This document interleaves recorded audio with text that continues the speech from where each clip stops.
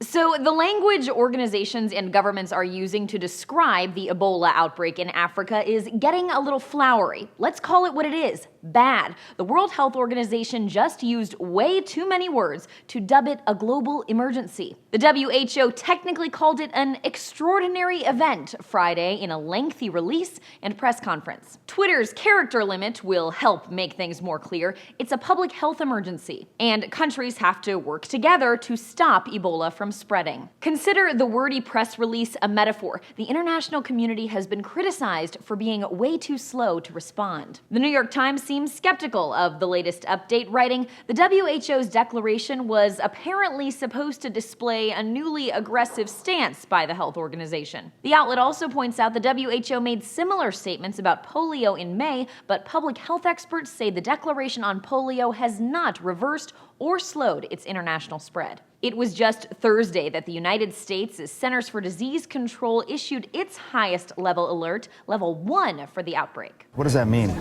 What that means is just more people and more resources dedicated to the response. What? It's the highest level alert. The word is alert, but the tone doesn't match the meaning. Here's the reality from a woman on the ground. A lot of people have died, including families.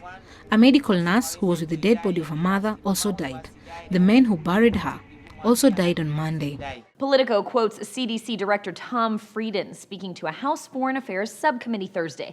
Inevitably, someone will come to this country with the disease, but we're confident that Americans are not at risk of a major outbreak. There's that wavering again. The CDC is confident the U.S. isn't at risk of a major outbreak, but what exactly would constitute a major outbreak is unclear, though we're thinking any kind of outbreak would be major to the people affected. Thursday, the head of one relief organization called the U.S.'s response a failure. This is the worst outbreak in Ebola's nearly 40-year history. It's spread because poor countries with poor healthcare systems are the ones fighting it. Now, with label upon label, alert upon alert, maybe the U.S. and other countries will step up their response, either in the form of money or more aid workers. At the start of August, the WHO did announce a $100 million response plan to the outbreak. So far, almost 2,000 people have been recorded as infected and almost 1,000 have died. For Newsy, I'm Lauren Zima.